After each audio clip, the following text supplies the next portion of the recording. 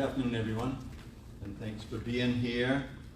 As we've said today, we got our normal press event with myself and the Lieutenant Governor, and on Thursday we'll be starting up the COVID-related sessions until we get past this Delta variant with Dr. Alexander Scott, Outrage, and as well as I believe Tuesday the Commissioner will be joining us, Commissioner of Education, Monte Green, to kind of give an update on this school opening. But before I kind of get into some of the details of my comments, I really want to speak directly to the people of the state of Rhode Island. So at the very start of my time in the governor's office, we made a commitment to Rhode Islanders that we would work together as a team to beat the COVID-19 pandemic. And since that time, we have met every challenge because of you. We have never wavered from that goal or in how we go about getting there. And that's how we're going to continue to do this as a team. Because of this approach, Rhode Island has done very well in fighting back against the COVID-19 and keeping Rhode Islanders safe, which has been our top priority. And over the last 7 days, compared to all 50 states, Rhode Island leads the nation in the least number of deaths from coronavirus per capita, based on the Providence Journal report of the New York Times numbers. And we had the 7th lowest number of hospitalization patients with coronavirus per capita. We had the 4th lowest percentage of positive coronavirus tests, and we administered the third most COVID-19 tests per capita. We are leading the country because of you. And we're keeping the state of Rhode Island safe. And Rhode Island is an 8th in the percentage of adults who have received at least one vaccine, and we're 5th in percentage of adults who are fully vaccinated. Now, when it comes to our schools, our number one priority is for our children to be safe in the classroom. That's why we're going to make sure that we make available that masking is in every school in the state. But let me tell you where we are right now because of the way that we, myself, the Commissioner, Monte Green, along with our Director of Health, Alexander Scott, Dr. Alexander Scott, put out a strong recommendation that all schools in the state follow the CDC guidance in masking up in the schools. Let me tell you where we are right now because of that collaboration and the working with school districts throughout the state of Rhode Island.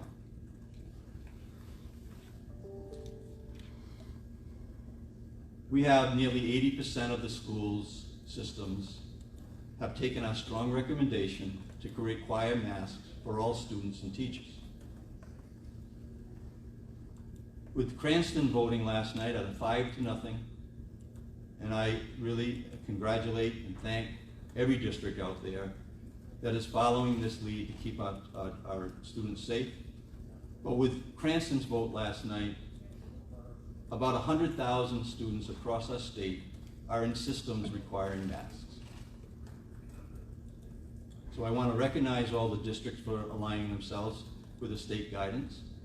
I received a letter from the NEA, the AFT, the School Committee Associations, the Superintendent's Association, asking both myself, my office, along with RIDE, as well as the Department of Health, to make sure that those communities that haven't quite got there yet, get there. And that's our commitment that they will. So I want to recognize the districts, and as I said, what is safest for our children and our students that will help make sure that our kids in our schools uninterrupted for the school year is a high priority. It's been a high priority for me since the day I became governor, and it will continue to be one that we get shots in the arms, we protect the people in the state of Rhode Island with your help. It is time to get vaccinated. FDA approval is coming. and there's no reason for anybody to be concerned about the approvals, and thousands of people in the state of Rhode Island to help protect their families. And there, as you saw, the data, and without any article that's written or any individual that wants to make a public statement, if they don't include that one, we did have the lowest death rate per capita in the country over the last several weeks. We continue to have low hospitalization rates because you're getting vaccinated. Fourth lowest percentage of positive coronavirus tests, third most COVID-19 tests per capita. And we're the fifth highest vaccinated state in the country. And I had mentioned that we will get to 90%, and we're on a path to get to 90%. We have vaccination clinics virtually in every school district in the state of Rhode Island before school starts. It's beginning with the communities who have the lowest percentage of vaccinations in that community. And I'm looking forward to working with our Department of Health as well as RIDE to get a threshold when we can certainly get a certain percentage of our teachers and our students vaccinated that we won't be needing the mask because we'll have such a high level of vaccination in our school districts that's not going to be a necessary issue because we're going to be vaccinated. But right now we have many students that can't get vaccinated, right? 5 to 11 years old. They need to be wearing masks. And we're going to work with those districts that haven't got there, the 20% of the school districts that haven't got there, and work with them to get them there. This is about our children and their safety. And we're going to make sure our students can learn safely in the classrooms. And anyone who suggests that we wouldn't do this wouldn't keep our students safe is forgetting that we had this commitment from day one to each and every one of you to make sure that we're safe, we reopen our economy in a strong way. By the way, third in the country right now in reopening our economy. Moody's is now, this year, third in the company of reopening the economy. We can keep people safe, and we can reopen our economy. And we can put our kids in the schools where they belong and have them there safely. So, get to some of my comments, and then I will certainly have the Lieutenant Governor make her comments. I'm sure they'll have more questions, and I'll be happy to answer them. Quick note about my schedule going forward. As my office announced yesterday, this Thursday we will have a press conference specifically dedicated to COVID with Dr. Alexander Scott, Tom McCarthy, and Commissioner Fonte Green. And as we continue to monitor Delta variant, and with schools beginning to reopen, we intend to have a weekly Thursday COVID-related press conference in addition to our weekly Tuesday media availability. We want families and students and teachers and school staff to have the information they need ahead of the starting of the school year. I'd like to take a moment to shift the discussion to our state of economy, another area where we've been able to make great progress keeping Rhode Islanders safe. Despite COVID-19's impact on our economy, especially our small business community and tourism and hospitality sectors, we rolled out a sound reopening strategy, incrementally reopening a range of supports for small businesses and targeted investments in our tourism and hospitality sectors. The economic results of our response to the COVID crisis are clear. Rhode Island currently is ranked number 3 among all 50 states on Moody's Back to Normal Index, which is a comprehensive measure of states' individual economic recoveries. In the first quarter of 2021, Rhode Island's real GDP grew at a rate of 7.2%, significantly higher than what was predicted by some of our critics and some of our pundits in the state of Rhode Island. This is the 12th highest growth rate among the 50 states and higher than the national growth rate of 6.4%. Between April 2020 and June 2021, Rhode Island's unemployment rate fell from 17.4% to 5.9%. The 9th largest unemployment rate decline among all 50 states. And we're proud to report that our 5.9% unemployment rate is right in line with the national unemployment rate, something that took our state of Rhode Island 8 years to accomplish coming out of the Great Recession and the real estate collapse. We recovered 71,800 jobs, and we have significant jobs recovery in the hardest hit sectors of retail and leisure and hospitality. And when we released the funds, the federal funds, a significant amount of the dollars that we're asking the General Assembly to release out of our APRA funds are going to go continue to make sure that we stay in the lead on our economic recovery. There is no need for the state of Rhode Island to be the first in and the last out of these economic downturns. Now, these economic stats are good, but we must keep it going. And I will tell you, the number one thing you can do to support small businesses right now, today, is get vaccinated. It is time to get vaccinated. Next, I'd like to give a quick update on our RI Gives Vax Challenge. Today, we're very excited to announce the final $380,000 in Vax Challenge grants as the state hits the 25,000 additional shots administered, the milestone. That's right, more than 25,000 Rhode Islanders have gotten vaccinated since our RI Gives Vax Challenge, which launched last month, which is a milestone again. So thank you to the people of the state of Rhode Island. This was a goal that I was told that we wouldn't reach till October. We reached it in mid-August, and we're going to continue to vaccinate the people in the state of Rhode Island. With the final rounds of grants, together with the Rhode Island Foundation, we have awarded $750,000 to 75 nonprofits who have been on the front lines of our COVID response. Today, I'm pleased to announce the winners of the 5th round. Alliance of Rhode Island Southeast Asians for Education, Boys and Girls Clubs of Newport County, Boys and Girls Club of Pawtucket, Bridgemark, Cartwheel, Rhode Island, Centra Day in Ovasi on Moha, that's a tough one for me, but congratulations to you. As well as the Clinic Aiz Piranha Hope Clinic.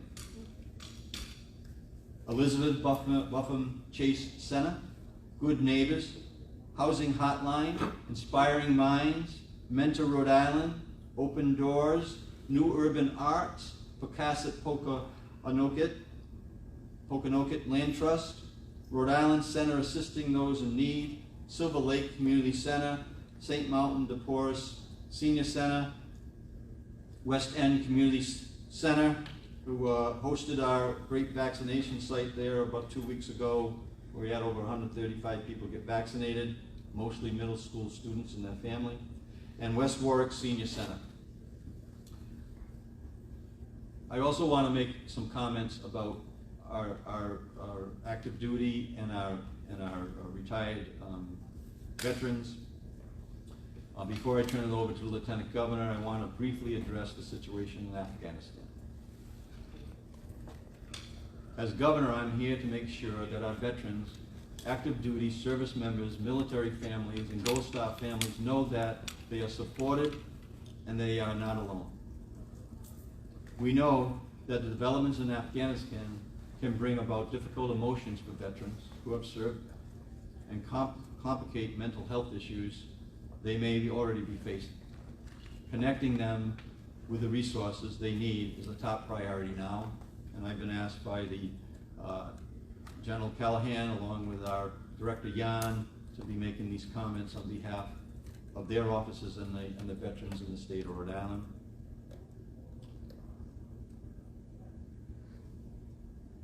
They are with the veterans when they need them most, and we need to be there too.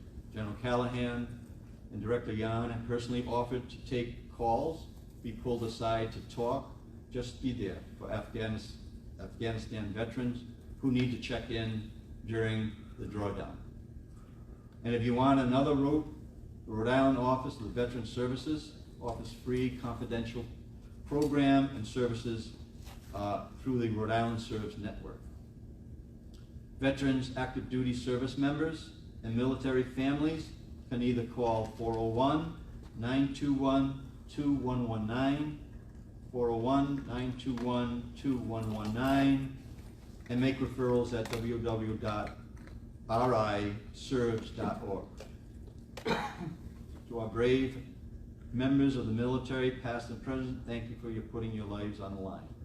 I want you to know that your service, your family members' service, was not in vain. You answered the call and kept us safe and protected our freedoms. We continue to thank you, appreciate you, and respect your heroic service and sacrifice, not only that you gave, but also your families.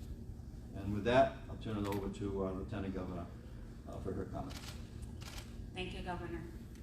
As the Governor said also, I would like to express my thoughts and prayers to our military family, the veterans, and also the families of the Gold Star family who have struggling right now, seeing what's happening in Afghanistan and what happened in the airport.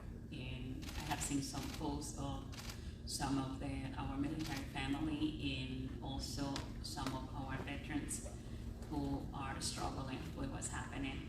So our thoughts are with you, and thank you for your service. I want to start talking about the visits that I've been doing, joining the governor. The governor has been visiting some of the public schools in Providence. I joined him to visit Outrage and Juanita Sanchez High School. And also we have been to the EQ and to the Del Sesto was the latest one that we visited today. It's great to go and see the facilities and how the staff is getting ready for the new school year. We have been so far very impressed to see the quality of the work to get ready and the physical appearance of the facility so far. So thank you, Governor, for including me on those tours.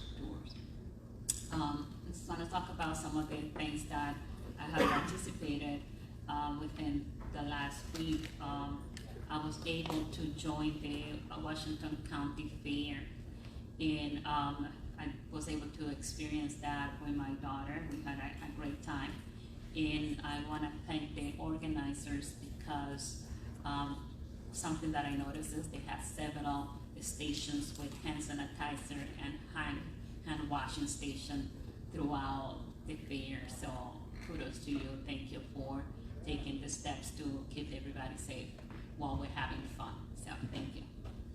On Sunday, I was able to join the first cohort of this is the inaugural class of sign language interpreters who are being trained to address health equity issues. And it was good to be there and to hear the presentation of some of the speakers, and they touch on areas that I can relate to, and I have seen this when talking about interpretation of another language from Spanish to English, and I have experience talking also with other immigrants' family, that the challenge for the kids to translate for the parents. And it was, the importance about talking about equity is that sometimes we don't think about it from the perspective of the individuals that are deaf or hard of hearing, that they have been experiencing the same thing, having a child communicate a medical diagnostic to a parent without having the time to process that as a family.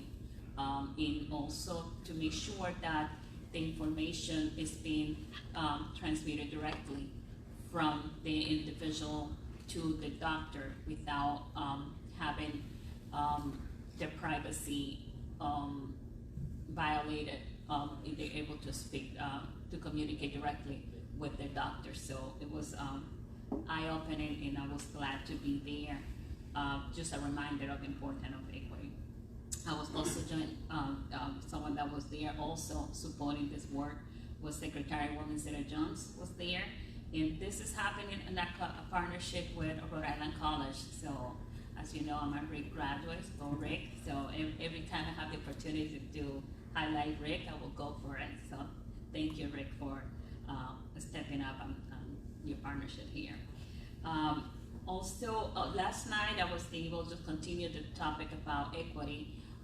Tina Pedersen invited me to go and experience the impossible dream, which is the opportunity to go into, to have individuals that are in wheelchair or have mobility issues can go and experience the view of Rhode Island from the water. This boat is completely accessible.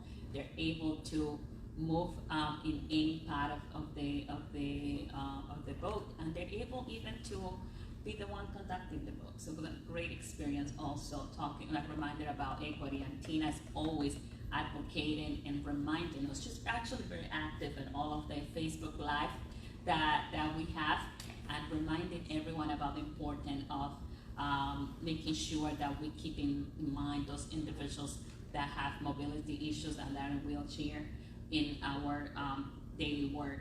And she's also would be happy if I put a plug. She's going to have Accessibility is Beautiful, and that's going to be on the 18th, and it's going to be at the Still Yard. Make sure that you all come over and join us. I also want to extend the thanks to Harry Horgan, who is one of the founders of the Impossible Dream, for making the ship as accessible to so many individuals along the Eastern Seaboard.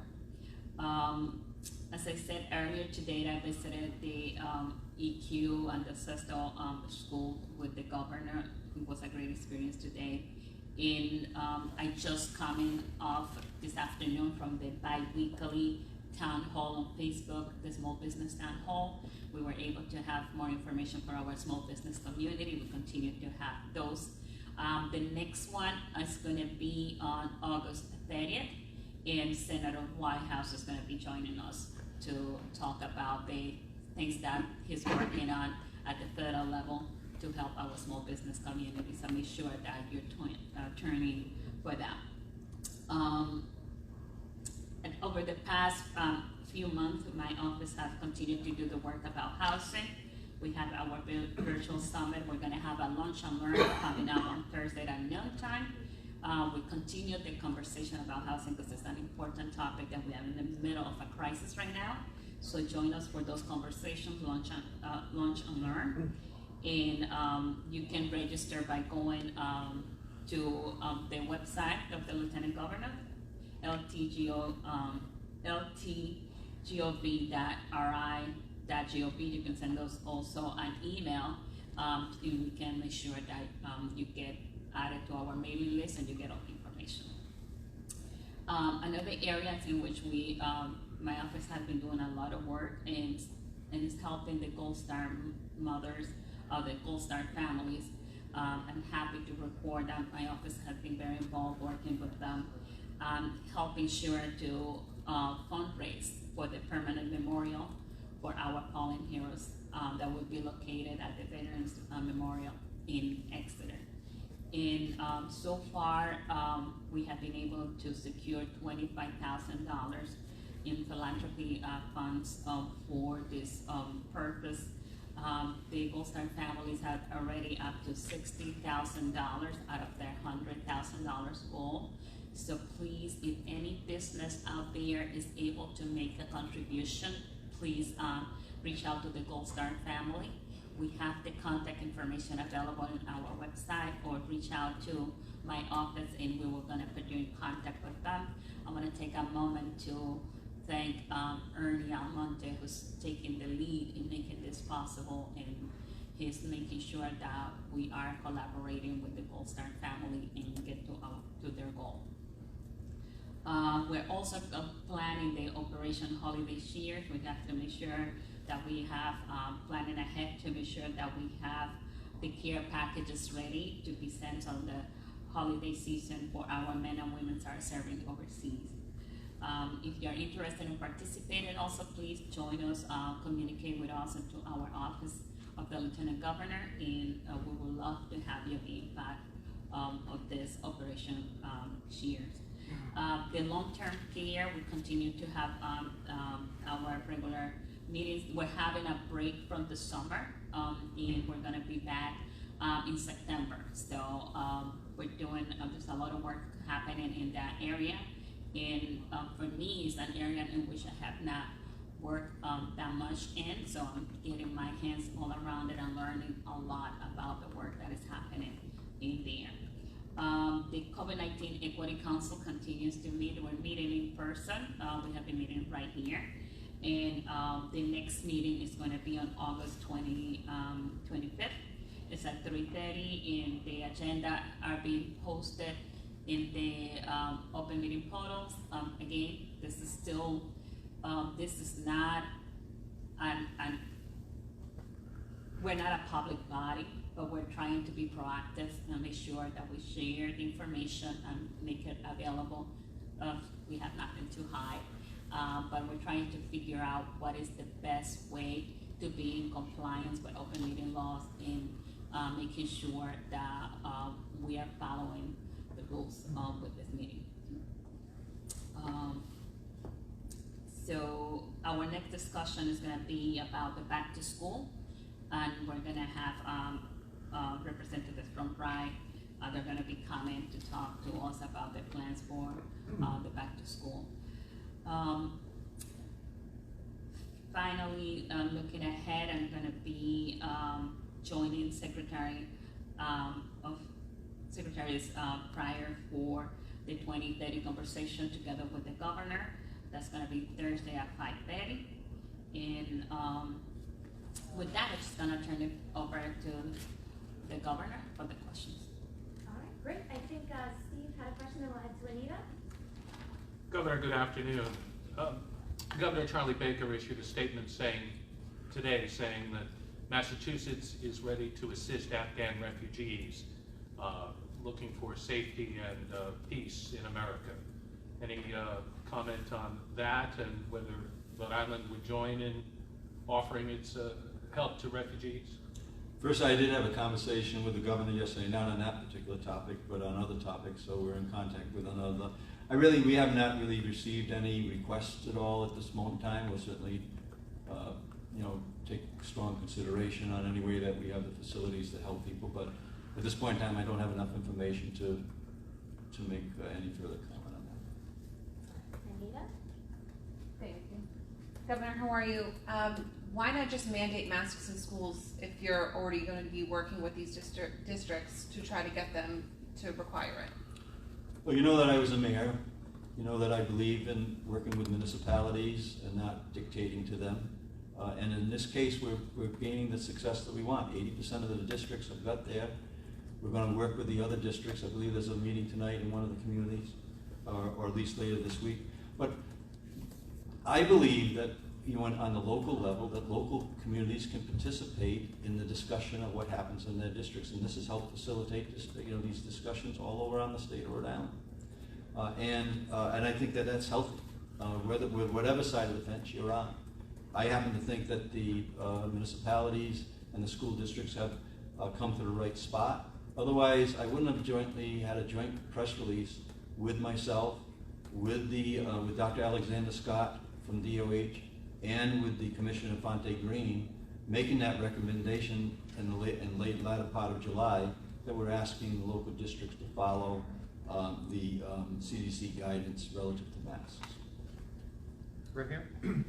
Hold on, sorry, Anita has one more follow-up, sorry. Ahead of Thursday, what can we expect for announcements? I mean, you're going to have the commissioner here. Are you going to be mandating it on Thursday, or? So I think that we need to have patience, right? And we'll get there. And that's what I've been saying all along. And I do think that people who are really questioning our approach to this are off base. We've been on target with moving the vaccinations. Remember, when I suggested that we would get all municipalities involved in the process of vaccination, we had the critics go out there and say I wasn't following science, right? Or when I actually decided that we were going to vaccinate teachers and related staff and child care and related child care staff, we had critics say that we weren't following science. But we were getting ready to make sure that our schools got open. So I would just say that this is not the time, to be injecting politics into this conversation.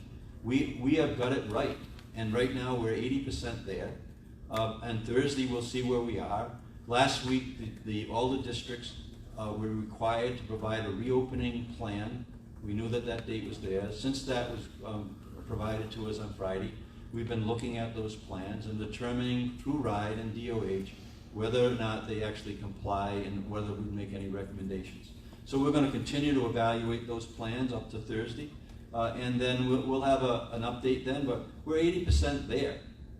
So the notion that you would mandate now into the 80% of the districts that have actually stepped up and followed CDC guidance, you don't need a strong hand there. We want them to be partners with us, just like we want the NEA, the AFT, the school committees, and the Superintendent Association that have sent me a letter asking us to make sure that those districts that did not put that requirement in for masks when school starts, that we work with them to get them there. That is our intention to do that. And Thursday we'll have more of an update, and that's one of the reasons that we're going to have a COVID update, because it is an important area. And I don't want to diminish at all the effort that is being made to keep people safe. This Delta variant is a real issue. It is clearly one that we're talking about. We're going to have weekly press events, because it is a very important point in our fight, in our battle against COVID. And just like we've stepped up on everything that we've done, we're going to step up on this one as well. People of the state of Rhode Island should feel very comfortable that we can keep them safe, we can keep them out of hospital. God forbid, we do not want to go have another funeral on a COVID-related death in the state.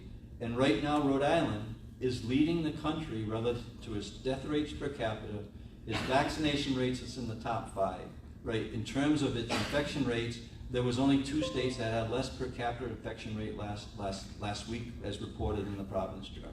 So we're going to just stay the course. We're going to be patient.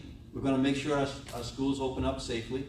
And we're looking forward to getting to a point where we can really focus on the vaccinations of our students that are, that are eligible to be vaccinated. And we'll be working to do that. And just like we're working to get 90% of our adult population vaccinated, we'll be working to get 90% of our student population vaccinated. We'll go to Dan, and then Linda, then Pat. Actually, a question for each of you. For you, Governor, you said I think roughly 100,000 students go to school districts that are going to have a mask mandate already, right? Is that Yeah, that's where we are currently. I'm just giving you the current number, and it's changing. Last night it was, I think, closer to at the beginning of the day. Yesterday it was closer to 50,000. So my question this is happening very fast. My question on that is, obviously that leaves roughly 40,000 students who are not going to those schools. So what happens if one school district decides not to do it? So that's my question for you, and then just for Lieutenant Governor. We'll deal with individual school districts, and we will see how many people we can get there. And then, there's which was interesting that I would get a letter from, reps and senators on this issue when they actually put legislation in that the pandemic would be over on September 1st. So that's not the case. So what we need to do is we're working through the legal side of the issues in terms of how we can actually inject ourselves, not only on this issue, not only on the mask issue, but on the COVID-related issue. We did ask the General Assembly to extend the date from September 1st to January 1st when they got back into session. So, but based on the response that we're getting from the General Assembly right now, based on the other avenues that we have, we're still in the exploration days of how we can gear up to make sure that we can follow through on what the General Assembly is saying, that I have the authority to protect the state of Rhode Island in a way that makes sense during a situation like that we're in right now. And this issue, we're certainly getting to the point where we'll understand what exactly we can do, can't do into the districts that may be holding out. But my feeling is right now, and I just got texted another community that came on board that was hesitant to put masks into their community, and the list will come out because that'll become public. But yeah, I just got a text just before we came on today to talk about this. So my anticipation is that all our districts are going to be masking up, And then all our districts are going to be we're going to be working with them to get our students vaccinated, so that down the line, remember, this is not just a 1 month issue for us. School is starting in September, is going to go all the way through the end of June. We need to make sure that we're doing everything we possibly can to make that a year that our students benefit from, and that's our intention. And then just, Lieutenant Governor, you have 2 children in different school systems, so do you think there should be a state mandate for masks? I'm happy to see that the district my son goes to, Providence, has asked for the mask to be used in the schools. I'm happy to see that. And I have noted, and I know that also Cranston have done it. I think the important thing for us to have to be aware of, we're talking about the safety of our kids in the schools, and the decision can be made at the school level. We have to be careful not to create a panic that goes through the business community in general. I think I agree that at this moment the school have the authority to make a decision, and they should do it. And yes, I agree with the mask in school. And I also add in that Providence happens to be a school district that the governor has a great deal to do with right now. So it's no accident that we actually followed our office recommendation, DOH recommendation, and RIDE's recommendation to make sure the schools in Providence are masked up at the beginning of the school year.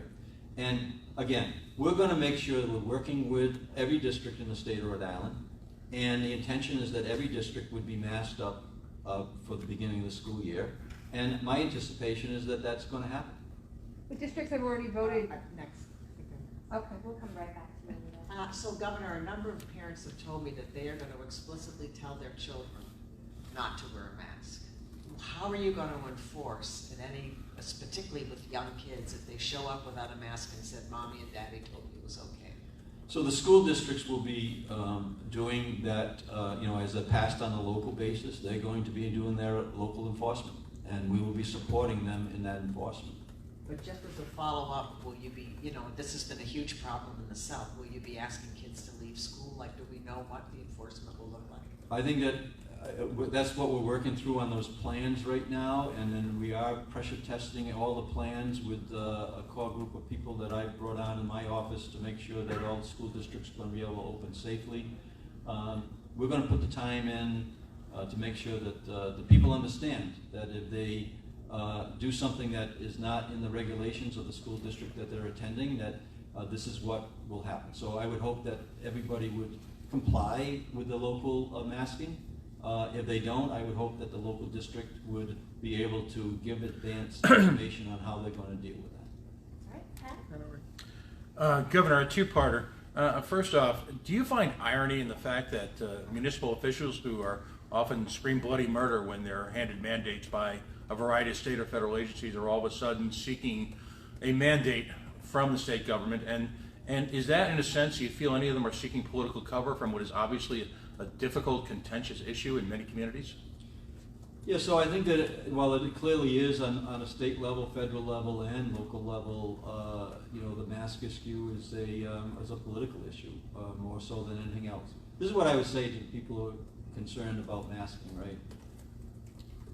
What's the worst that could happen? If you're right that somehow you don't need masks to keep kids safe, what's the worst that could happen if they mask their kids? The state. But what's the worst that could happen if CDC guidance is correct, that our Department of Health guidance is correct, that actually our kids are at risk if they don't wear a mask? What's the worst that could happen? Just think about that. As far as your question relative to local, I think that what's happened here is that the locals have stepped up. 80% of the districts have stepped up and taken the heat.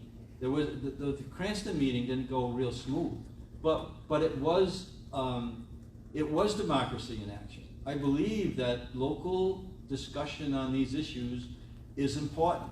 I believe that discussion is going to get us closer to beating this COVID, and I think it's going to get us closer to getting people vaccinated. So yes, there's a sense of political cover in every seat that we sit in when we're elected. I just happen to don't think this is the time that politics should get involved in a situation when we're dealing with a pandemic that is putting our health at risk, our economy at risk, and our schools at risk.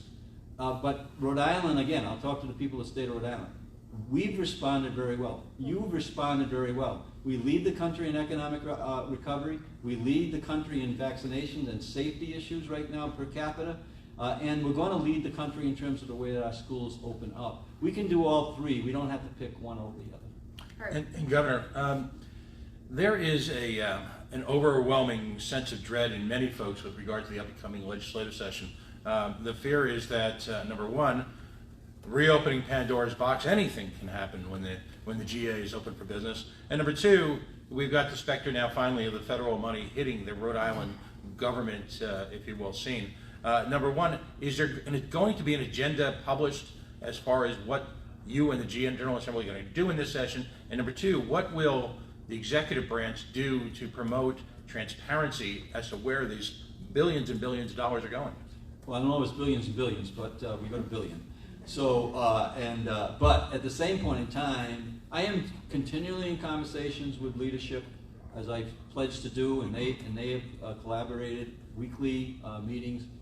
I think we're coming off a chief of staff meeting as we're talking right now with leadership, with our chief of staffs, talking about how we could potentially get a jump start on some of the federal dollars so we could keep our position of leading the country in our economic recovery and keep our position in keeping us safe. So in terms of, I don't know, I'm here every week. So as far as like an open book in terms of being able to ask me questions and being able to get information, I don't know much what I can do, but if I can do better, you tell me how I can do better, and I'll be happy to do better. But it will be an open dialogue in terms of how those monies are being spent. We're in the middle of, as the Lieutenant Governor said, we're in the middle of, I think, the 12th to 15th public session that is online, that is outlining how we may be able to use those federal funds to jumpstart us towards a Rhode Island 2030. So we'll continue to do that. I would say to people who feel as though that they need more information, they should be calling our respective offices, and we should be providing with the information that they're asking for. All right, great. We got time for one more question. I'll stick around for a couple more. Thank you. Governor, recently the Providence mayor issued a vaccination mandate for city workers by October 1st or produce a negative COVID test weekly. Are any similar discussions happening between your office and the state unions for state workers? So the answer is yes. I mentioned that I think last week when I was at that question. There's no answer to that. Clearly the areas that we have oversight over are masking up. So I walk in with a mask today. People walk into the State House, they're masked up. So we'll take one step at a time on that and see where we end up. Right now we are working on the measures that would require our healthcare workers that are working in state licenses to be vaccinated on or before October 1st. So we're actually putting the finishing touches of that. I was in a conversation with the Department of Health yesterday. So we'll take one step at a time. That's where we'll start. I do want to say too that people, the reason that we're doing the health care workers is because when we had the highest death rate in the country, and one of the reasons was I don't think we were paying close enough attention to our nursing homes. So we know that, and as they're talking about the fact that booster shots are coming, right? That means that people in the nursing homes are going to be one of the first to get booster shots. And so we want to make sure when that bridge happens, and it's happening, I don't know how many months away we are, but it's clear that it's going to happen, is that we have all our healthcare workers vaccinated so that we don't have any level of potential critical illness in our nursing homes that can be avoided. So we're going to take the vaccinations very seriously. We are in discussions with our, as was publicly stated a few weeks back, that those conversations continue.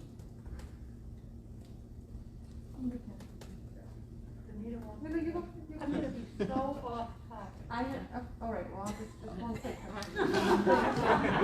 Let's stay on topic, please. I don't want to be confused, at this point in time. There are school districts that have already decided to make masks optional. So for Johnston, for example, what are you going to do to those school districts how are you gonna get them to change their mind? So we'll talk to them. I think that the data that is coming out right now, we know that the youngsters that can't get vaccinated, that their infection rates is going to be significantly higher than what it has been in the past. I think that we'll have those conversations. Remember, there's not one child in a school district today that's sitting in a classroom, right, that is actually in school. We're still 3 weeks away from the major openings of September 9th. We have a few districts that are going to open up before then, and we'll work with them as well. So this time, we're going to have those conversations, and we'll have those conversations to see where we are on all those, not only the votes by the school committees, but also the plans that have been submitted. Those are being reviewed right now. It's a lot of work, but we're paying attention to it because we're going to have a safe opening for our schools. Do you expect them to have a second school committee meeting to decide? I mean, I'm not sure. There's still school committee meetings that are happening now on the issue. I believe that there's, last night you had Cranston, that after the time frame when the plans came in, the school committees meetings, I think there's another 4 or 5 school committees that I'm aware of that will be meeting on talking about this topic that are not including it on the 80% numbers, they're not included in our 100,000 student population. All right, then Kathy's got our last question. Well, there are actually 2. She's got our last 2 questions. All right, let's see what I can do with this. Okay. I think everyone would be disappointed if I didn't ask you about the Eleanor Slater Hospital. And there was a horrific incident on August 10th, which several of us have written about, an eye gouging incident. And I understand that not only is the Joint Commission expected back, but perhaps CMS will be coming back in with them. And I guess the question there is, what do you know about the timing of the Joint Commission's return visit? And are you at all concerned that that incident and what it says about the culture of safety may not harm the state's chances of holding on to the accreditation of the hospital? So on any issues that happen in any of the departments, including DCYF and the hospital and Slater, I've asked to make sure that I get updated on the news immediately, which I was updated. It's under, certainly under an investigation right now, and I'm not going to make comment while it's under investigation. Relative to the accreditation, my anticipation is that we're going to get, we're moving forward as in the last report that we had. I would hope that this wouldn't impact that, and I don't imagine that it would, but I'm sure that it'll come up in the discussions, and I would also would understand that it would be mentioned in the accreditation discussion when we come back and see whether we get an extension, whether we get accreditation. Those issues are still not known exactly what the next steps are, but I believe that we're in a spot where we're going to move forward. I just don't know how fast, but we will move forward. A totally unrelated topic. Oh my God. But one of my colleagues, and perhaps some others, wrote about your chief of staff's wetland situation on a piece of property in Cumberland. And the question is, are you at all concerned about the appearance of political influence in DEM's decision to grant this wetlands permit? And have you actually investigated whether or not there was any undue influence? So I'm not concerned about the influence. I am concerned, obviously with the headlines that keeps putting my name on the top of the fold when I had nothing to do with the transaction. So I am concerned about that, and I think that our chief of staff and his family came to the right spot. They're going to be donating that property to the town. And so that it will never get developed, and I believe that they came to the right conclusion based on where they were at the moment when they made that decision. What about the process itself? Have you looked into it to assure yourself that there was no political influence? I haven't personally done that. I don't, I haven't done that. So I can do that. I know what I'm going to get as an answer. The answer is no, but at the same point in time, to satisfy the question, I'll look into it. All right. Thank you all. Thank you, Governor. Thank you.